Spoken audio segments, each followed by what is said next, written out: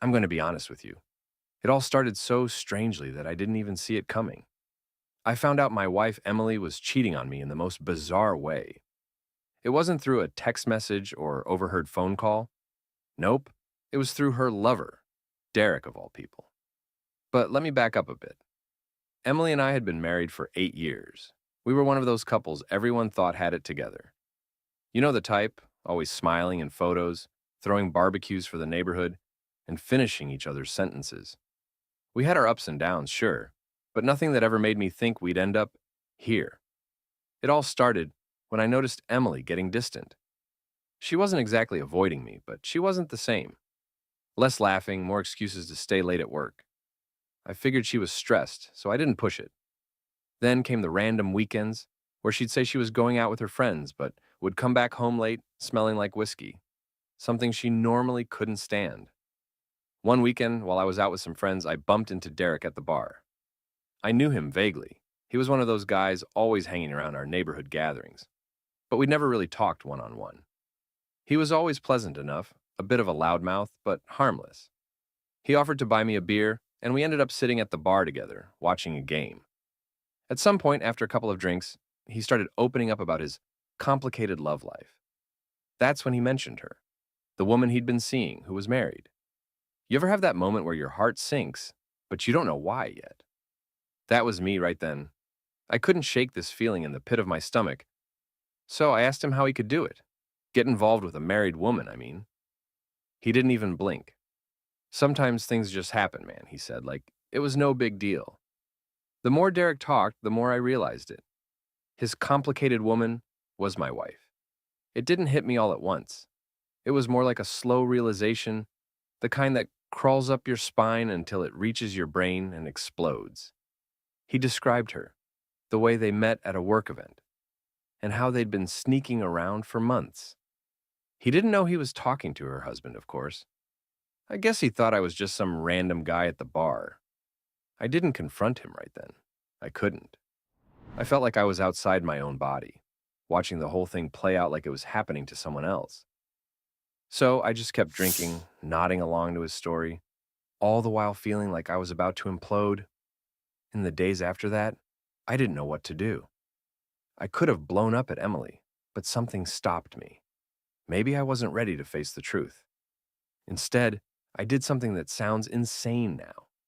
I kept talking to Derek. We exchanged numbers that night, and for the next few weeks, we met up a couple more times. It felt weirdly comforting to hear him talk about their relationship, knowing he had no idea who I really was. I didn't know what my endgame was, but I needed to understand why she would do this. Why he? I started dropping hints, asking him more about Emily's life, their plans, what she said about her husband. He was a little too eager to talk, honestly, like he was proud of himself. She's unhappy at home, he'd say. She's just waiting for the right time to leave him. You know how it is. The thing is, I didn't know. I had no clue Emily felt that way. Then one night, Derek suggested we grab a beer at my place. I froze. I wasn't ready for him to see the pictures of Emily and me on the mantel, or realize that the house he was stepping into belonged to the guy his lover was married to. But before I could think of a reason to say no, I heard myself agreeing. The night he came over is one I'll never forget. Emily wasn't home. She was out with friends again. Derek walked into my house, still clueless. He even complimented me on the place, asking how long I'd lived here. I tried to keep it casual, even as my hands were shaking. When he saw a photo of Emily and me on the wall, he froze. That was when everything changed. You, he stammered, staring at the photo. You're her husband? I don't know what came over me, but I just nodded. The look on his face was priceless. He went pale, like he was about to pass out. But before he could say anything else, I told him to sit down. I wasn't angry, well, not at that moment. I just wanted him to explain it to me, to make sense of why this had happened. And so we talked, for hours. Weirdly enough, that conversation didn't end with me throwing him out or screaming at Emily when she got home. It was like the final piece of the puzzle had been placed. I understood now. This wasn't just about the affair, it was about us, Emily and I. and how we'd let ourselves drift so far apart that she found solace in someone else. I'm not saying I forgave her, but after that night, I knew things were going to change. I was finally ready to confront her, and I wasn't going to do it alone. After that night, everything felt different. Derek never came back around, of course. He was too freaked out by the fact that he had unknowingly been spilling his guts to me, his lover's husband. I couldn't really blame him. But what stuck with me most wasn't the shock on his face. It was the way he described Emily. He talked about her like she was some lost soul, someone searching for something she wasn't getting at home. I didn't want to admit it, but maybe he was right. It took me a couple of days to gather the courage to confront her. I was trying to figure out how to approach it without exploding, without burning everything to the ground. I guess a part of me was still holding on to hope, thinking maybe, just maybe, this was fixable. But deep down, I knew things would never be the same. Emily came home late one evening, probably around 10 p.m. She smelled faintly of perfume, not hers, and she was wearing that look she'd been carrying around for the past few months, the one that made it seem like she was somewhere else entirely. I was sitting at the kitchen table, sipping on a beer, waiting for her to walk through the door. When she did, she seemed surprised to see me. "You're up late," she said, trying to sound casual. I nodded, keeping my voice steady. "Yeah, I've been thinking. We need to talk." That's when her face changed. The slight smirk she had from her night out disappeared, and she got this tight look around her mouth, like she knew what was coming. Emily sat down across from me at the table, not saying a word. She was avoiding eye contact, which made it worse. It was like she already knew everything and didn't want to deal with the fallout. "I know about Derek," I said, straight to the point. No use dancing around it. She didn't flinch. I half expected her to lie or deny it, maybe even come up with some elaborate story to cover her tracks. But no, she just sat there, staring at the floor. After what felt like an eternity, she spoke. "I didn't want you to find out like this." That hit me harder than I expected. It wasn't even the admission of guilt, it was the way she said it. Like she genuinely believed there was a right way for me to discover she'd been sleeping with someone else. It was a strange mix of sorrow and detachment in her voice, and I hated it. "How long?" I asked, trying to keep my emotions in check. "About 6 months," she said quietly, still not looking at me. It just happened." I almost laughed. Isn't that what everyone says? It just happened. Like falling into an affair was as easy as tripping over a crack in the sidewalk. 6 months? I repeated, the disbelief creeping into my tone. "So you've been lying to me for half a year?" She finally looked up at me then, and the guilt in her eyes was unmistakable. "I'm sorry, I didn't mean for it to go this far." That's when the anger bubbled up, despite my best efforts to keep it down. I stood up, pushing the chair back a little too hard, and started pacing around the kitchen. I couldn't look at her. I didn't want to see the face of the woman who had been betraying me day after day for months. "I talked to him, I said, my voice shaking slightly. "Derek? He had no idea who I was, and he told me everything. How you've been sneaking around, making up excuses to meet him. He thought it was some kind of twisted joke when he found out I was your husband." Emily looked horrified, like she hadn't considered the possibility that Derek and I would ever cross paths like that. "You talked to him?" she asked, her voice barely a whisper. "Yeah, I talked to him," I shot back, finally turning to face her. "And he made it sound like you were planning to leave me. Is that what this is? You're just waiting for the right moment to walk out."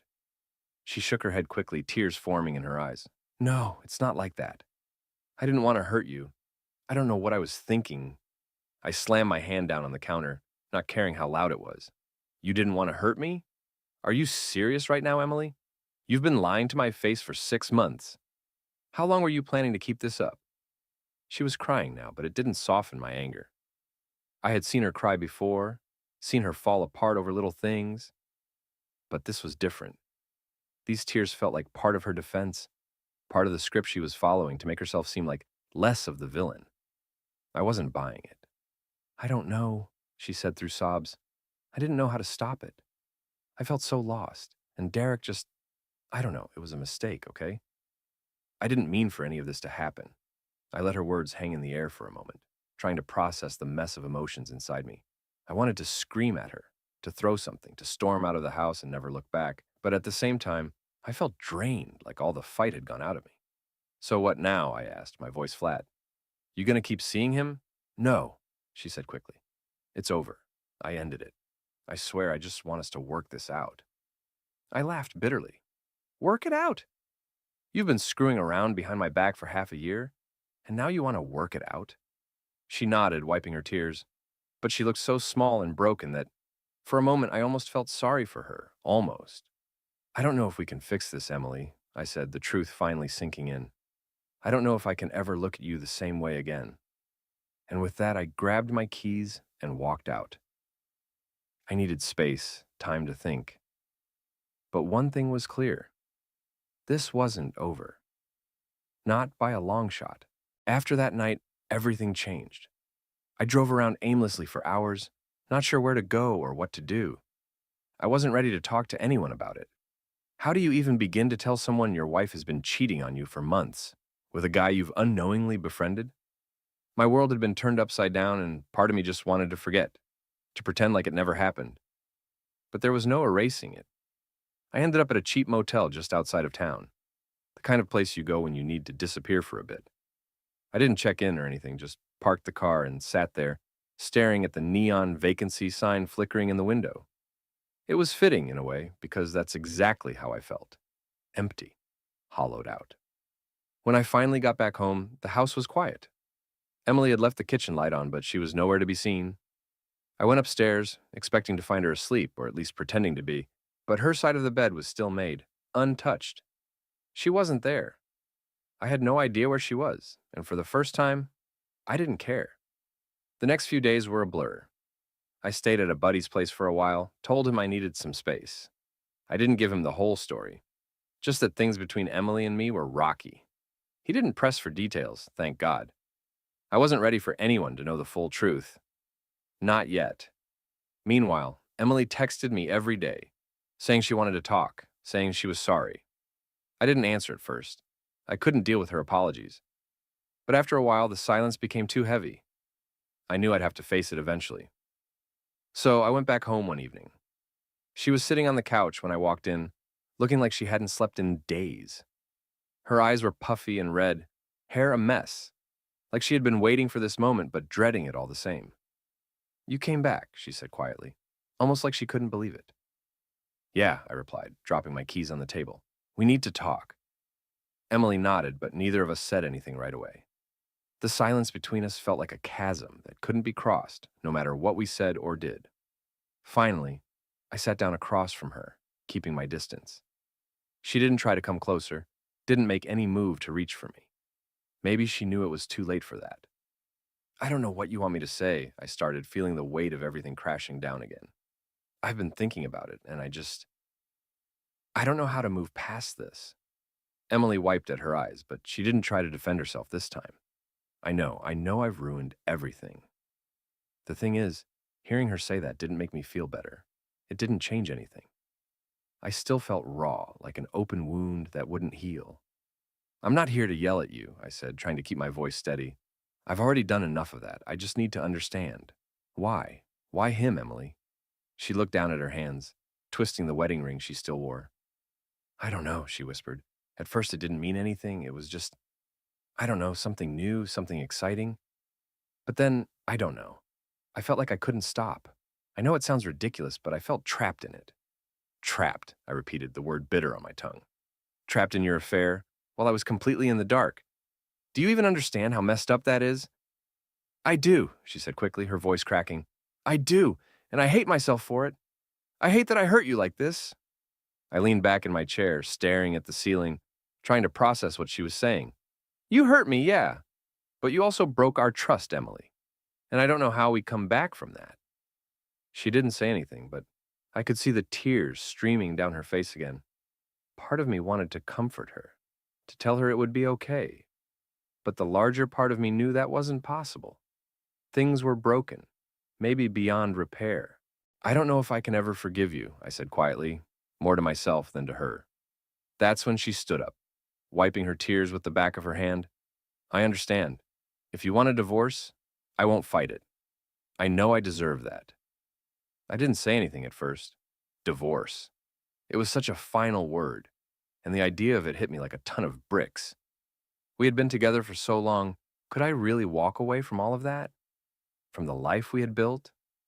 I don't know, I admitted. I don't know what I want yet. Emily nodded as if she had expected that. I'll give you space. Whatever you need. And with that, she walked upstairs, leaving me alone with my thoughts. I sat there in the dark, replaying everything over and over in my head. All the years we'd spent together, the memories we'd made, the promises we'd kept, until now. For the next few days, we barely spoke. It was like living with a ghost. We moved around each other in silence, pretending like we weren't on the verge of falling apart. I didn't know if we were just delaying the inevitable or if we were both too afraid to make the first move. Then, out of the blue, Derek called me. I hadn't heard from him since that night he found out who I was, and part of me figured I never would. But there he was, his name lighting up my phone screen. I didn't want to answer. I almost let it go to voicemail, but something stopped me. I picked up. Hey, he said, his voice awkward, like he wasn't sure if I was about to tear into him. I just wanted to talk. I stayed silent, waiting for him to explain why he was calling. Look, man, I don't know how to make this right, he started, stumbling over his words. But I'm sorry for everything. I didn't know it was you. Yeah, well, I said, my voice cold. Now you do. He sighed. I just want to say that it's over. Between me and her, I'm done.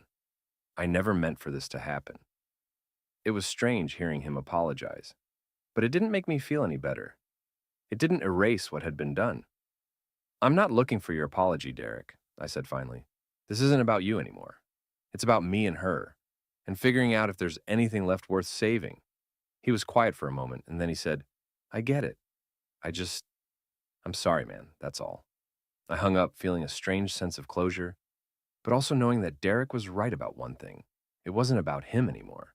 It was about Emily and me, and whether we could pick up the pieces of what was left of our marriage. The truth was, I wasn't sure we could, but I also wasn't sure I was ready to walk away, not yet. The days stretched into weeks, and the tension between Emily and me became unbearable. We were living in the same house, but it felt like we were strangers. Conversations were short and robotic, mostly about groceries, bills, or the kids. But in the quiet moments, when we were both sitting at the dinner table, not looking at each other, the weight of everything between us pressed down like a heavy fog. One Saturday morning, I woke up to an email that would change everything. It was from an old friend, Paul, someone I hadn't heard from in years. Paul and I had been close in college, but life took us in different directions. He was one of those people who you'd reconnect with every now and then, exchange a few words, but never really dive deep into what was happening in your life. The email was short and to the point. Hey Max, been thinking about you. I'm back in town for a while and I'd love to grab a drink. I know things have been tough for you and Emily. Let me know if you're up for it. I stared at the screen for a while, not even sure how he knew things were tough between Emily and me. I hadn't told anyone, but I guess bad news finds a way of getting around. Something about his message felt like the lifeline I hadn't realized I needed. I hit reply and agreed to meet him that evening. Paul was exactly the same as I remembered. Tall, scruffy beard, the kind of guy who could charm his way out of anything. We met at a local bar, one of those dimly lit places where you could get lost in your thoughts without anyone noticing. He was sitting in a booth, already halfway through his first beer by the time I got there. Max, he said, standing up to greet me with a grin. It's been too long, man. We hugged, and for the first time, in what felt like forever, I actually relaxed. We ordered drinks and caught up, talking about the old days. Stupid stuff we did in college, the time we nearly got arrested for sneaking into the football stadium after hours. It felt good to laugh, to forget about Emily and everything that had been weighing me down. But after a couple of beers, Paul leaned in, his expression getting serious. So, I heard about Emily, he said carefully. I didn't want to bring it up, but how are you holding up? I exhaled slowly, swirling the last bit of beer in my glass. Not great, if I'm honest, I admitted. I don't even know what I'm doing anymore. She says she's sorry, says she wants to fix things, but I just don't know. Paul nodded, taking a sip of his drink. Look, man, I've been through some rough patches too. You remember Sandra, right? My ex-wife? I nodded. Paul's divorce had been messy. Sandra had been unfaithful too, but their split had been swift and brutal. No second chances, no drawn-out drama. Well, Paul continued, I met someone new, someone who helped me see things differently. She's actually here in town, staying with me for a bit. He hesitated, then added, she's a therapist. Her name's Katie. Katie? I raised an eyebrow. Like, as in you're dating your therapist? He laughed. No, not like that. We met after the divorce, and it just clicked. She's brilliant, Max. You should talk to her. I know it sounds weird, but she's helped me in ways I never thought possible. You don't have to keep all this bottled up. I leaned back in my seat, mulling it over. The idea of talking to someone outside of this mess was tempting. I hadn't even considered therapy before, but maybe that was what I needed. Someone who could help me untangle the knot in my chest that had been tightening for months. I don't know, Paul, I said. I'm not sure I'm ready to unpack all this with a stranger. Paul leaned forward, his eyes serious. Look, Max, I get it. But you're not doing yourself any favors by keeping everything locked up. You've got to talk to someone. And Katie, she's good. She doesn't pull punches, but she gets it. Just meet her, see what you think. I hesitated, but in the end, I agreed to meet Katie.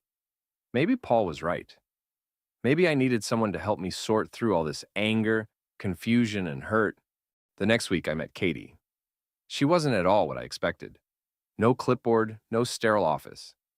Instead, we met at a coffee shop, and she was warm, unassuming, with a sharp wit and a smile that immediately put me at ease. Paul had been right. She didn't pull punches.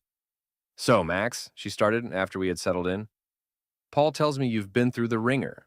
I nodded, unsure of where to begin. Yeah, you could say that. Tell me about it, she said, leaning forward slightly. Don't worry about sounding put together. Just talk. So I did. For the first time since finding out about Emily and Derek, I spilled everything. I told her about the affair, about the night Derek found out who I was, about the weeks of silence that followed. I told her about how I wasn't sure if I could forgive Emily, how every day felt like walking on eggshells. Katie listened intently, nodding every now and then, but she didn't interrupt. When I finally finished, she let the silence hang for a moment before speaking. It sounds like you've been trying to hold everything together, Max. But you don't need to do that anymore.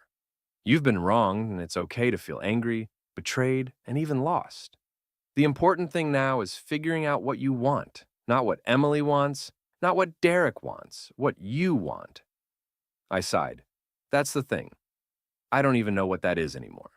I don't know if I want to try and fix this or if I just want to walk away. Katie smiled softly. That's okay.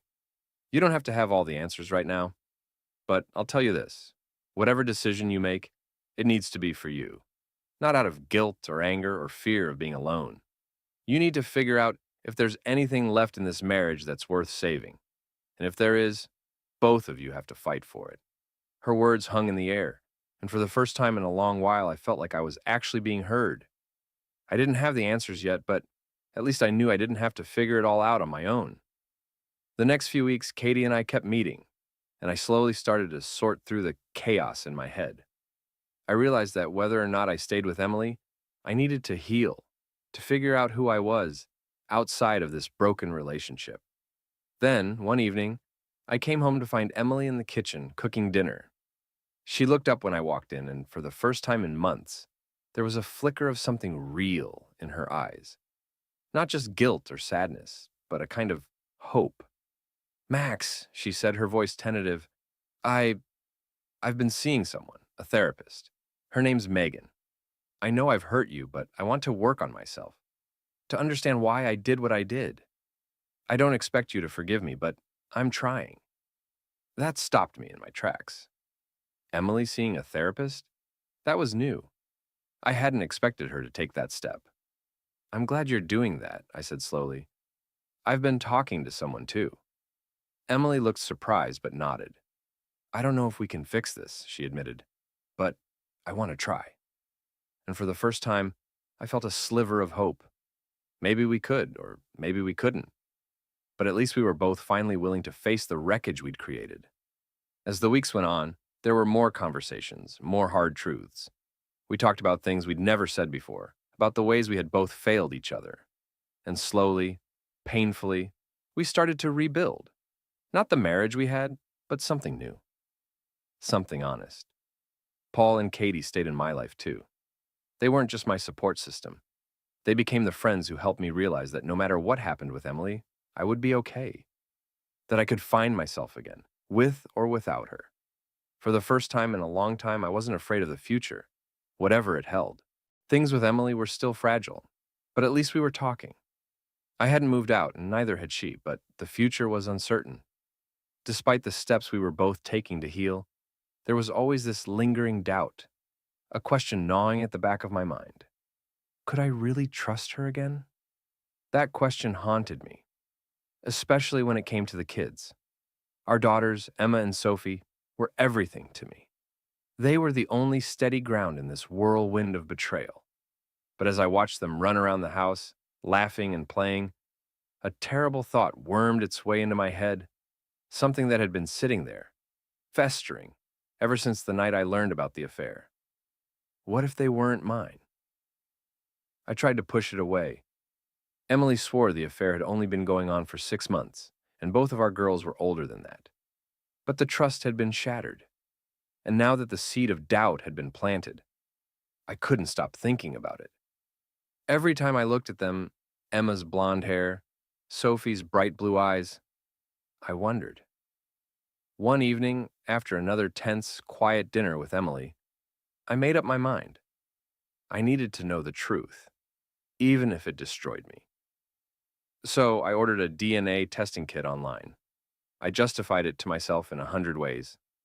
Maybe it was paranoia, maybe I was being irrational, but I couldn't live with that doubt anymore. If I was going to rebuild my life, I needed to know for sure. When the test kit arrived a few days later, I felt a mix of anxiety and guilt. Emily had no idea, of course. I didn't tell her what I was planning. I wasn't ready for that conversation. I wasn't ready for her reaction if she found out I was questioning whether our children were mine. So I did it quietly, carefully, when the girls were asleep. It was easy. Just a couple of cheek swabs, one from each of them while they were tucked into bed. They didn't stir, didn't even notice, as I carefully sealed the samples away in the small plastic tubes. My hands were shaking the whole time. Once I was done, I sent the samples off and waited. The waiting was brutal. Every day felt like an eternity, and every time Emily mentioned the girls, my stomach twisted into knots. I found myself watching them more closely, comparing their features, trying to find traces of myself in them. But it just made the doubt worse. By the time the results came in, I was a wreck. The email from the lab hit my inbox late one night. I was sitting in the living room, pretending to read, but I hadn't turned a page in hours. When my phone buzzed, I just stared at it for a few moments, heart pounding. I wasn't sure I wanted to know anymore, but it was too late to turn back now. I opened the email. The results were right there in black and white, and I felt my whole body go numb. The words swam in front of me, and it took a few seconds for the reality to hit me. Emma, not a match. Sophie, not a match. My girls weren't mine. I dropped the phone like it had burned me, my mind going blank. Everything in me shut down. I couldn't breathe, couldn't think. It felt like the floor had opened up beneath me, like I was falling through endless darkness. I don't know how long I sat there, staring at the results, before Emily walked in. She must have heard me drop the phone because she looked concerned, like she knew something was wrong. "Max?" she asked, her voice tentative. "What's going on?" I couldn't look at her. I couldn't even form the words to tell her what I'd done, what I'd found out. So I just sat there, silent, trying to process it all. Finally, I managed to whisper, "They're not mine." Emily froze. "What?" I turned to face her, the anger and hurt finally bubbling to the surface. "The girls. They're not mine." Her face went white as the realization hit her. You did a DNA test?" "Yeah," I said, my voice hard. "I had to know. After everything you did, I had to know the truth. And now I do." She was shaking her head, her eyes filling with tears. "Max, no, that's not possible. You're their father. You are." The rage exploded inside me then, all the pain and betrayal flooding out at once. "Don't lie to me," I shouted, standing up, my body shaking with emotion. I have proof, Emily. I have the damn results. You've been lying to me this whole time. Tears streamed down her face, and she tried to reach for me, but I pulled away, disgusted. Max, I swear to you, I don't know how. Don't, I snapped. Don't try to explain this away. You've already done enough. She stood there sobbing, her face twisted with grief, but I couldn't feel anything for her in that moment. All I could think about were Emma and Sophie, my girls, who weren't really mine. Everything felt like a lie. I need to know everything, I said through clenched teeth. I need to know who their father is. How long you've been lying to me, all of it. Emily wiped her tears and took a shaky breath. Max, I swear to you, I've never been unfaithful until Derek. I don't know why the test says that. I don't know. Stop lying, I shouted, the fury roaring back to life. You've been cheating on me for years, haven't you? I deserve the truth, Emily. The truth. I am telling you the truth, she cried, her voice breaking. I don't know why the test came back like that. I swear, Max, I don't know. I turned away, my hands shaking. I couldn't even look at her. The room felt too small, like the walls were closing in on me, suffocating me with the weight of all the lies. I don't believe you, I said finally, my voice cold and distant. I don't believe anything you say anymore. With that, I walked out of the house, slamming the door behind me. I didn't know where I was going, but I couldn't stay there. Not with her, not with those lies. I drove aimlessly for hours, the weight of the DNA results crushing me with every mile. I couldn't get the images of Emma and Sophie out of my head. The girls I'd raised, the girls I had loved as my own. And now I didn't even know who they really were. Eventually, I ended up at Paul's place. When he opened the door, he took one look at me and knew something was seriously wrong. Max, man, what happened? He asked, concern etched across his face. I walked inside, barely able to speak. They're not mine, I said, my voice hoarse. Emma and Sophie, they're not mine. Paul didn't say anything at first. He just led me over to the couch and handed me a beer. Talk to me, he said quietly.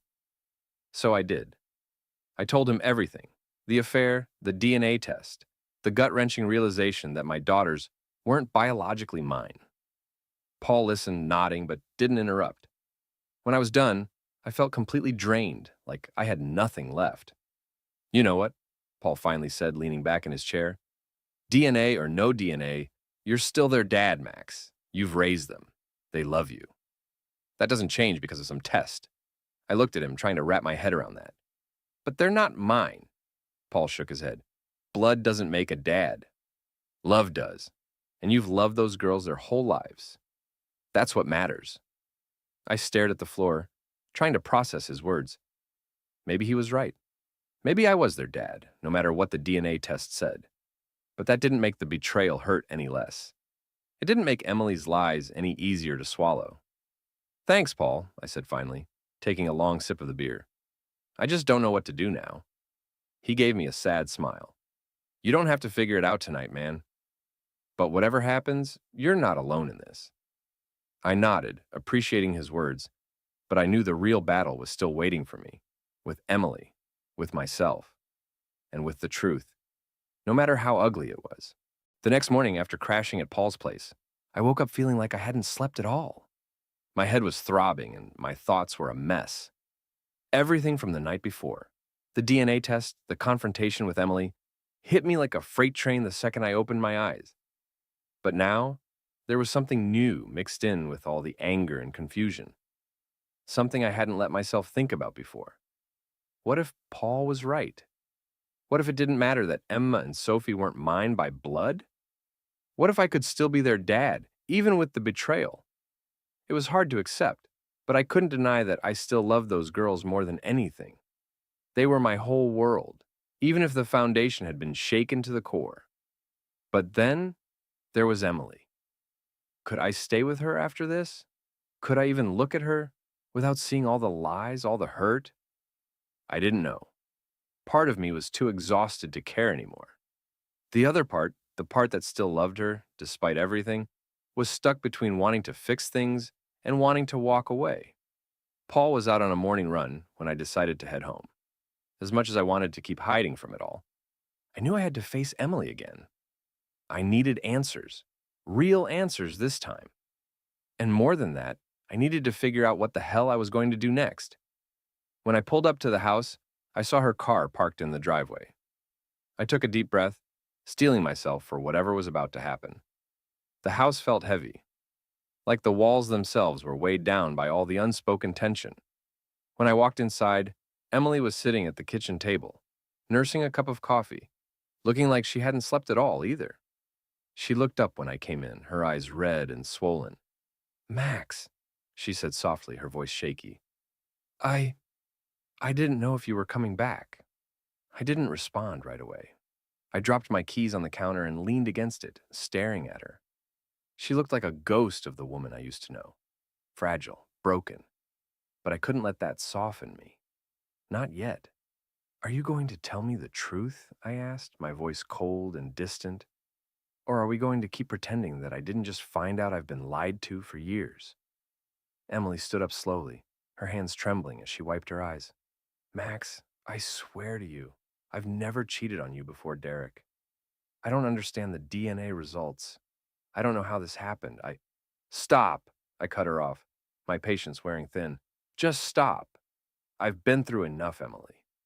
If there's any part of you that still cares about me, that cares about this marriage, then just tell me the truth." She looked like she wanted to say something, but the words wouldn't come.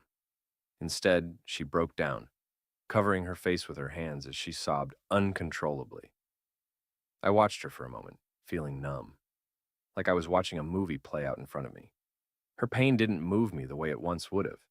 "Do you want a divorce?" And I asked finally, the words feeling like stones in my mouth. "Is that what this is? You want to leave, start over with someone else?" She shook her head frantically, wiping away her tears. "No, no, Max, I don't want that. I don't want to lose you. I don't know how we got here." I didn't know either. But standing there, watching her fall apart, I realized something maybe neither of us did. Maybe this wasn't just about the affair or the DNA test.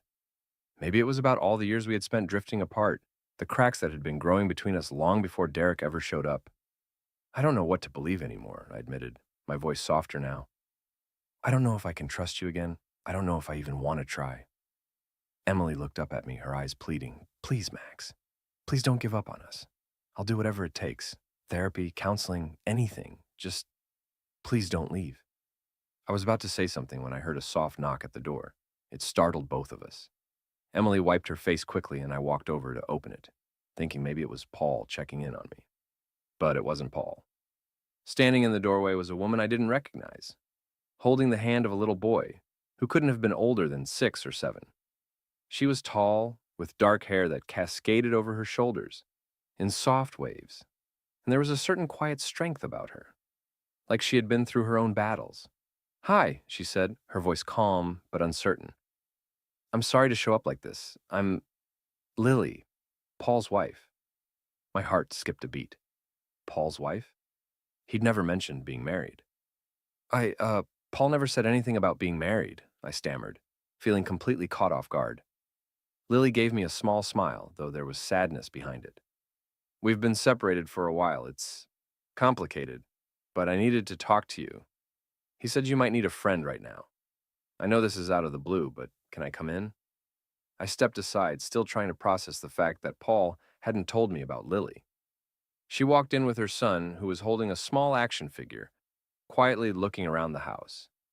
Emily, still red-eyed and shaken, looked confused as she stood in the kitchen. "Who's this?" she asked quietly. "Lily," I said. "She's Paul's wife." Emily frowned, glancing between us. "I didn't know Paul was married." Lily gave a short, sad laugh. "Yeah, it's been a rough couple of years. But he didn't come here to talk about me. He came to help you. Max, I've been through something similar to what you're going through." Her words hung in the air like a weight, and suddenly I felt like I wasn't as alone as I had thought. We all sat down at the kitchen table, and Lily explained her story, how she and Paul had drifted apart after they had their son, how she found out he'd had an affair, and how she had wrestled with whether or not to stay. Emily listened in silence, but I could see the way her face changed as Lily spoke. She was hearing her own story, in a way. I listened too, and for the first time, I didn't feel so lost. I didn't feel like I was drowning in this mess alone. Lily's son, Jackson, played quietly in the corner while we talked. At one point, he came over to me, holding up his action figure for me to see. I smiled, taking it from him for a moment, pretending to study it. "He's cool," I said, handing it back to him. Jackson grinned up at me, and something in my chest tightened. It was a small thing, but that moment with him reminded me of Emma and Sophie. They weren't my blood, but they were still mine.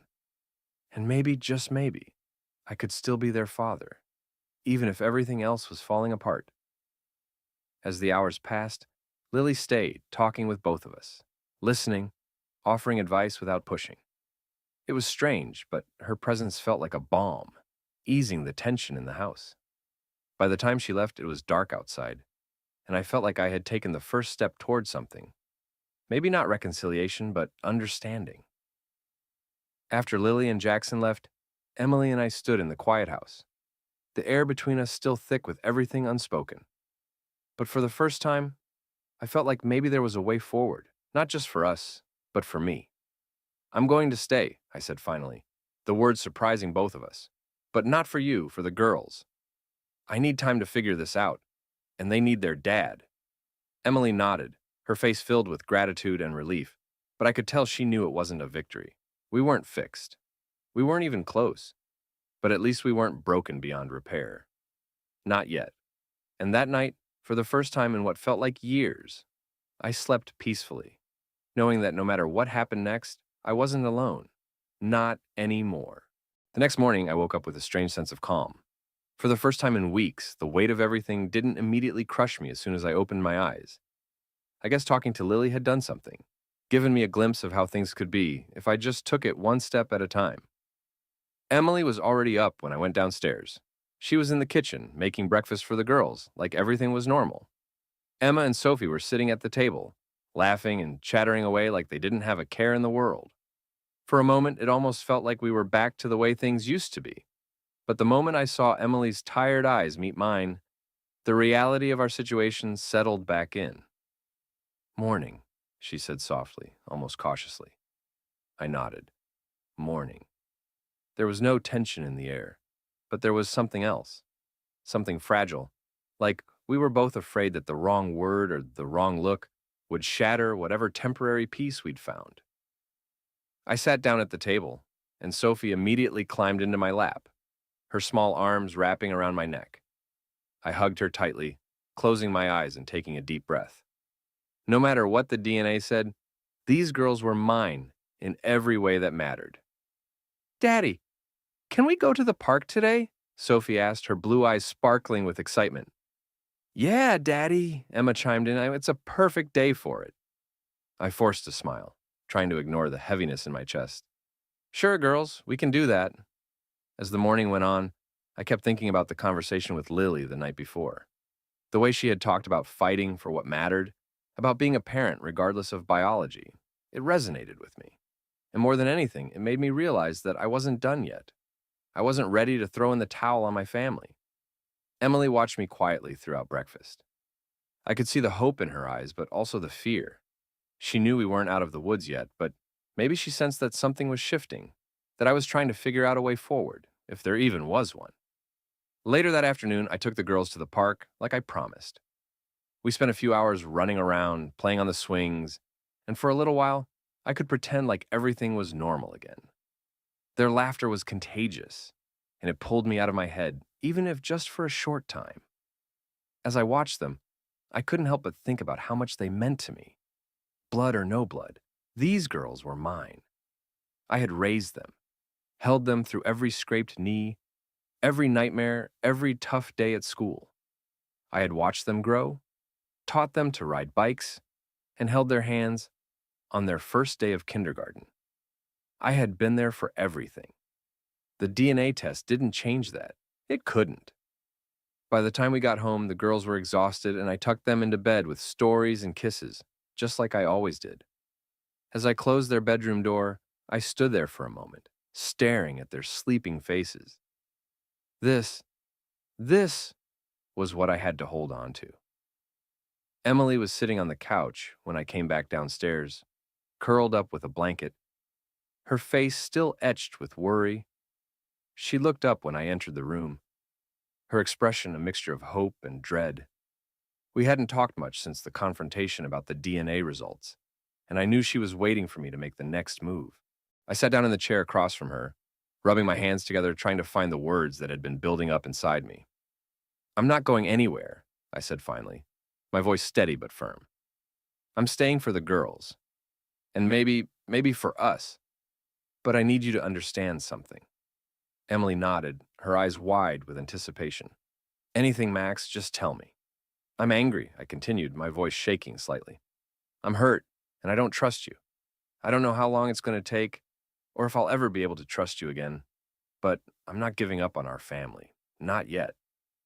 Tears welled up in her eyes, and she nodded again, wiping them away quickly. "I know, Max. I know I've messed everything up. I'll do anything to fix this. I swear, I'm going to make it right."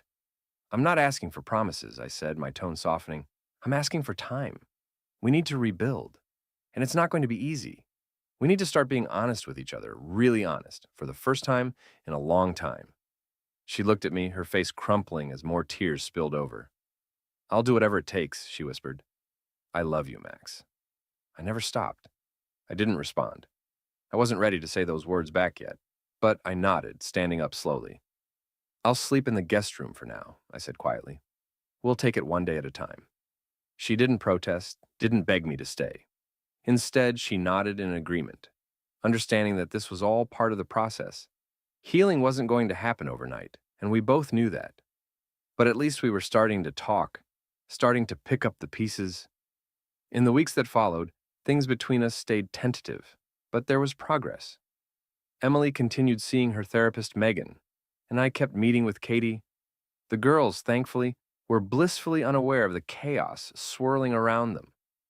They were my grounding force, the one thing that kept me from losing my way entirely. Then, one evening, something unexpected happened. Paul showed up at the house. He was alone this time, no sign of Lily or Jackson. When I opened the door, I could tell something was off. He looked different. There was a heaviness to him that I hadn't seen before. "Paul?" I asked, stepping aside to let him in. "What's going on?" He walked inside, his hands stuffed in his pockets, his eyes avoiding mine. "I need to talk to you, man," he said, his voice low, "about something important." I felt a chill run down my spine.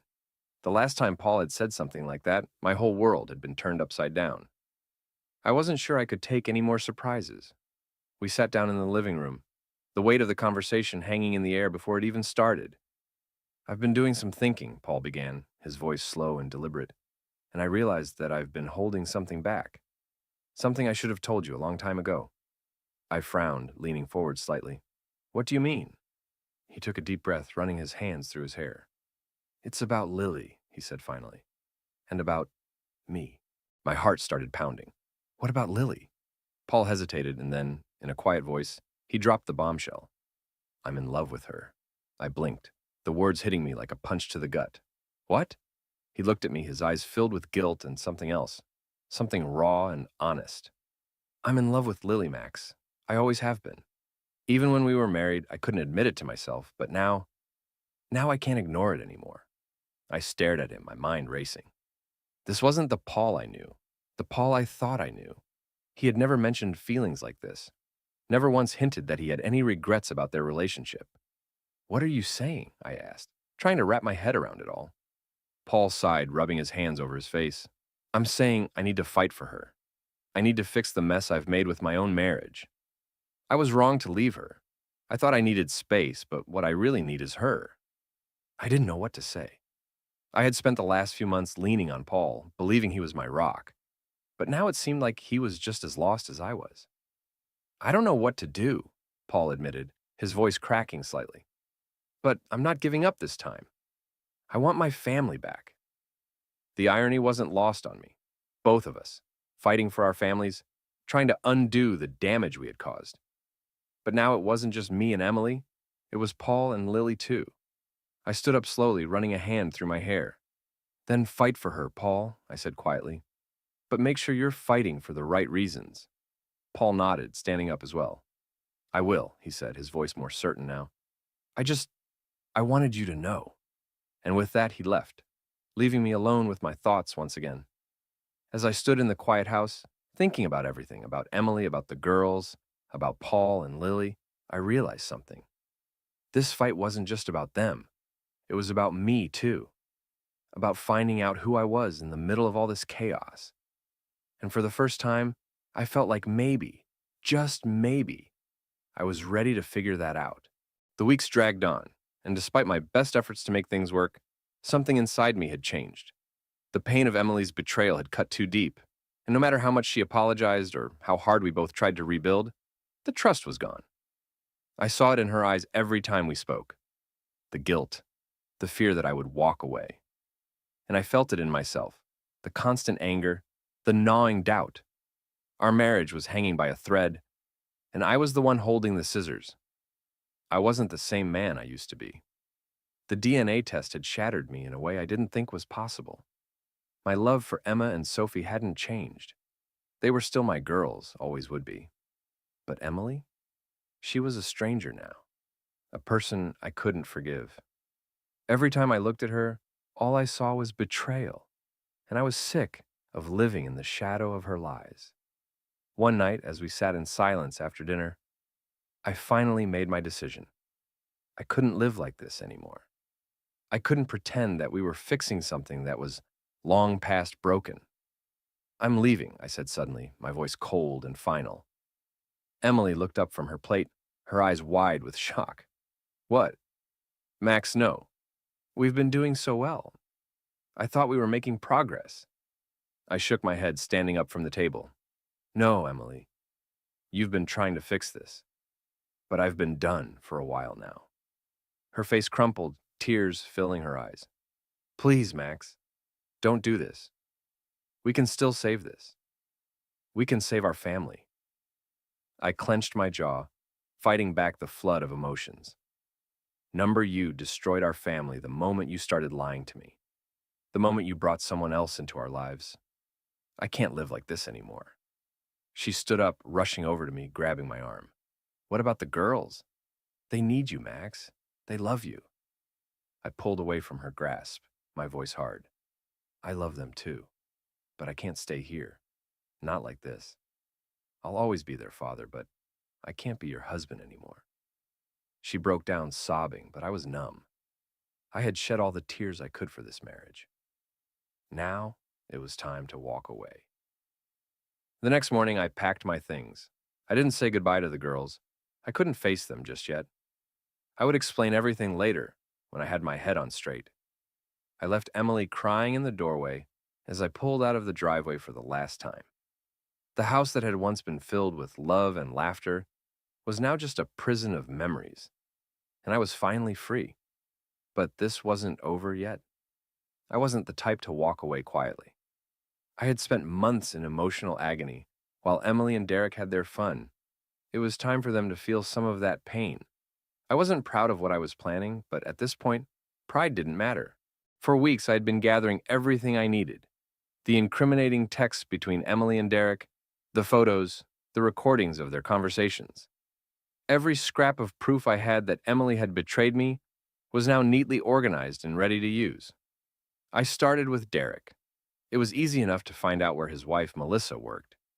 She had no idea her husband was cheating on her, and I knew that once she found out, Derek's world would come crashing down just like mine had. I sent Melissa everything, the texts, the photos, the proof of Derek's affair with Emily. I didn't include my name, but I made sure she had enough to know that her marriage was built on lies. The next day, I got a call from Paul. Dude, you're not going to believe this, he said, his voice full of disbelief. Derek's wife found out about the affair. She's divorcing him, taking the kids, the house, everything. I smiled to myself, but I kept my tone casual. Really? Wow, that's crazy. Paul laughed, but there was an edge to it. Looks like karma's a bitch, huh? Yeah, I agreed, my voice cold. It sure is. Once Derek's life had been torn apart, I turned my focus back to Emily. The divorce process was inevitable, and I made sure it was brutal. I had more than enough evidence to get full custody of the girls. Emily didn't even try to fight it. She knew she had no chance. She had destroyed our family, and now she was losing everything. I left her with nothing. The house was sold, the money split, and I took the girls with me. I didn't look back. Months passed, and life started to feel normal again. Well, a new kind of normal. I moved into a new house with Emma and Sophie, and for the first time in a long while, I felt like I could breathe. The anger that had been consuming me slowly faded, replaced by a sense of peace. I had done what I needed to do. I had taken control of my life again. And then one day I met her. Her name was Sarah, and she was everything I didn't know I needed. We met at a coffee shop, cliché, I know, but there was something about her that immediately caught my attention. She was funny, smart, and had this warmth about her that made me feel like I could finally let my guard down. We started talking, and before I knew it, we were spending more and more time together. It was different with Sarah. There were no lies, no games, just two people, connecting in a way I hadn't felt in years. One evening, as we sat on the back porch of my new house, watching the sunset, she turned to me and smiled. "You seem happy, Max," she said softly. I looked at her, really looked at her, and for the first time in what felt like forever, I realized I was happy. The weight of the past was gone, the pain had faded, and here I was, sitting next to a woman who made me feel whole again. "I am," I said, my voice steady. "I really am." Sarah leaned her head against my shoulder, and we sat there in comfortable silence as the sun dipped below the horizon. In that moment, I knew I had finally found my way out of the darkness. I had left behind the pain, the betrayal, the anger, and in its place, I had found something new, something real. I had found love again, and this time, it wasn't built on lies. It was built on trust, on honesty, on everything that mattered. And as I held Sarah's hand, I knew one thing for sure. I wasn't looking back.